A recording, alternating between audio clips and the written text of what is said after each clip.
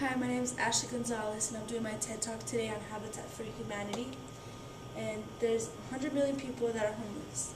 And I was doing research, and they say by the year 2030, an additional 3 billion people, that's about 40% of the population, will need access to housing. The government spends hundreds and thousands of dollars on the homeless when they need to be medically treated by a hospital.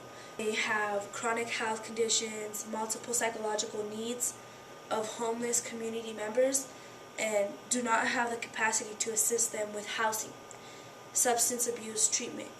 So the highest users of the emergency room departments visit weekly. Each visitor costs $3,700. That's about $18,500 spent per year for the highest users of emergency departments. How does the Habitat for Humanity help homeless and our community? It helps the homeless by getting their stuff together. They'll get, on track. They'll have to go through this program where they had to be sober. They get treated for their substance abuses, like drinking, drugs, and by helping the community, it'll help our community be less clustered, trash and stuff like that around. The homeless people will get what they need, and the community will come together as one, donating their skills and their time to help build the habitats. How does the Habitat work? Do they get it for free, or do they have to do something to earn it? The Habitat works by that you could go online, you could get the number for the hotline, and you could call them, and they'll assist you. They'll ask if you have an extension number for some specific worker, and they could connect you to them, or a name, they connect you to them, or if not, you could just stay online and they'll help you, put you through a connection where you could talk to the people and they will help you. If you have questions of where you could go to, how you apply, they'll tell you first they need for adequate. So they would have to pay bills on time, and they would have to fill out an application. A community like that for housing would be at, you could give them your zip code and they'll help you. They'll give you a location near you where you could go to. The pros of housing basically would be the community members who need assistance with medical and or psychological issues. Permanent supportive housing is often the only successful approach to end homelessness. That's a good thing about that. And then the safe and permanent housings can give residents the stability that they need to organize and live their lives and take care of themselves, like health-wise, And they didn't really have the will to do anything because they didn't have an opportunity. Have to do this thing. If they do get approved, it's called sweat equity.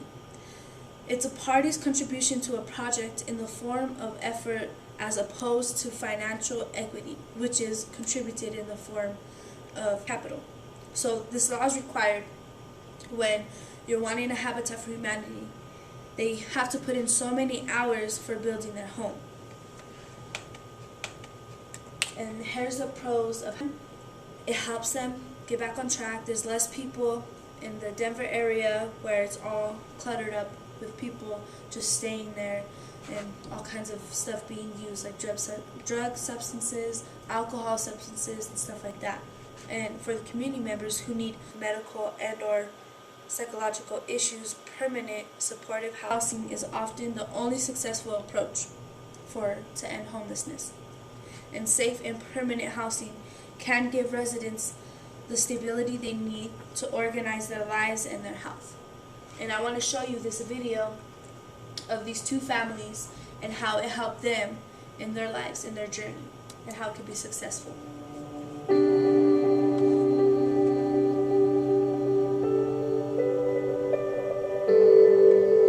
We live here in College Station in a 2-bedroom apartment.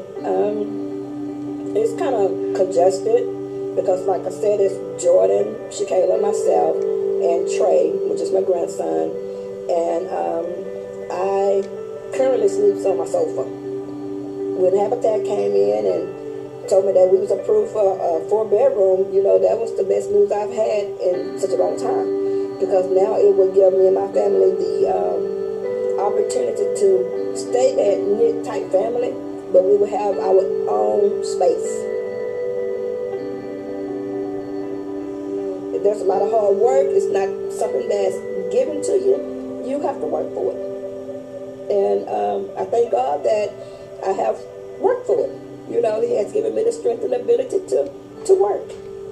You know, I enjoy going out on Saturdays at the construction sites and working, you know, meeting people. We paint, we nail this, we nail that, and it's just a great feeling. Well, I'm Andrew Ibarra, and I've got 5 kids. Been working at Callaway Lumber Company 15 years, going to 16 years. And before we got a Habitat home, we were living with my mom, and she's got like it's really a 3-bedroom house, 1 bath. Me and Andrew and one of the girls slept in one room, and then my 2 boys slept on the couches, and then my other daughter would sleep with my mother-in-law in the middle room until my mother-in-law gave them the middle room, and she went and slept in the dining area where the washer and dryer and the dining is at. Well, there were some days on weekends we would just ride around in neighborhoods, and we always decided that we're trying to save money, and we looked at these houses like, wow, what if we had this house, can save up, and we'll get off and look at the paper, how much the house costs. The kids were, Dad, we love this house. What if we can get a house like this? And one day we'll get a house like that. It's like Habitat made a dream come true for us. We got the house we always wanted. Now it's changed since we had this house. We got closer together because we never thought we were ever going to get anything like this. I work late hours, and I come home now and I just unwind and just relax. We got our own house. It's like a big brush off my shoulders, knowing that Habitat helped us get a house, and it's just wonderful now. It's just overwhelming right now. Just to, you know, say, hey, when it's all over and done with, I'll be a homeowner. I'll be able to say, hey, this is where we reside at. I want to look for any more larger places as far as for what's for rent, what's for lease, this and that. You know, we'll be at home. And that's the best thing I think Habitat could ever came to me that day and given me was the news that, you know, I was approved. So I'm grateful. I'm blessed beyond measures.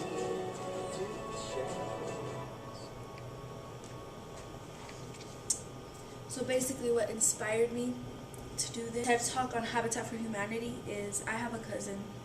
His name's Timothy. He's in a wheelchair. And he's struggled basically all his life by choice, sometimes by not. He had lost his house or whatever, and every once in a while when I go downtown with my parents, we see him in the middle of downtown, the heart of downtown, where all the homeless people are. You see him there once in a while, and he'll be smoking or drinking. It's really sad to see someone who you love and you care about going down the wrong path. And to them, they feel like they have nothing. They have no chances, no nothing. There's no hope. And with this Habitat for Humanity, it gives them hope. Think it will be a successful approach to end homelessness? I think it will. Eventually, in time, it will help. It'll lower the rates of homeless people, and by doing so, and people spreading the word, and people just coming together as a community, as one, it will be able to help end the homelessness in time. Does the emergency cost decrease? Yes, it does. The emergency costs decrease by 61%, and the healthcare costs are reduced by 59%, and the general inpatient hospitalizations are decreased by 77%. So there is a significant decrease in all these once people are going into this program. And it really helps the whole community and everybody just by taking that one step and making the community a better place for all of us, not just for one and not just for the homeless people and to get them back on their feet, but by doing so it makes you feel better inside, and it also just helps our community look nicer and how it should. And this is the reasons why I believe that the TED Talk on Habitat for Humanity is good for us and our environment. Thank you for giving me your time, and I hope you enjoy my presentation.